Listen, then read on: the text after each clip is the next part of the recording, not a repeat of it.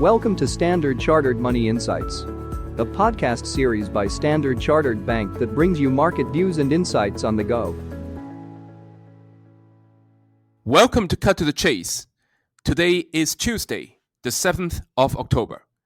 I'm Daniel Lam, your host for the podcast. To the cynics out there, the US government shutdown has become almost like a periodic event. Our base case is a 2 to 3 week shutdown, which is likely to have limited market impact. But we do see a non-negligible probability that there will be a prolonged shutdown lasting beyond 2 to 3 weeks, because the Democrats want to use the opportunity to force the Trump administration to undo the planned ending of some of the healthcare subsidies by the year end. Now, our base case is the Republicans will agree on an extension of the healthcare subsidies, help to end the government shutdown.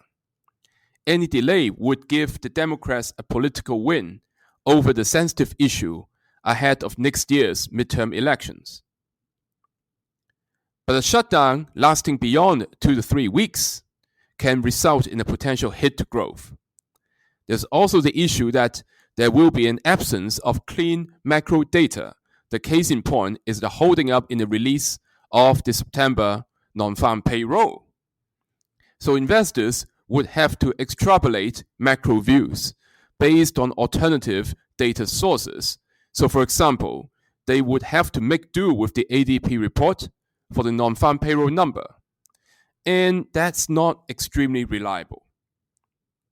So more concerning is the overcrowded investor positioning. With a potential lack of macro data, earnings season take on even greater importance and can prove to be a negative catalyst. Because historically, when we go into earnings season with positioning at such current high levels, returns were kept. Well, at the very least, with overcrowded positioning and lofty earnings expectations, especially for technology stocks, there will be a high bar to beat. Moreover, corporate blackout period will worsen the supply-demand dynamics for equities. Now, the peak corporate blackout period effectively lasts for the entirety of October. So the markets have been enjoying rising levels of buybacks, and retail investors as well as systematics are already quite long equities. So this blackout period can provide challenges against equities in the near term. However, we do believe that the Republicans will be able to come to some sort of a deal with the Democrats. As such, we believe the correction would give a buying opportunity, especially for the longer-term themes such as AI and technology. That is all from me for today.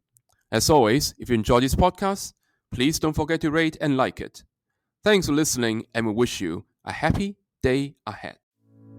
Thank you for listening to Standard Chartered Money Insights, a podcast series by Standard Chartered Bank. For more details, visit Market Views on the Go on our website or click the link in the description.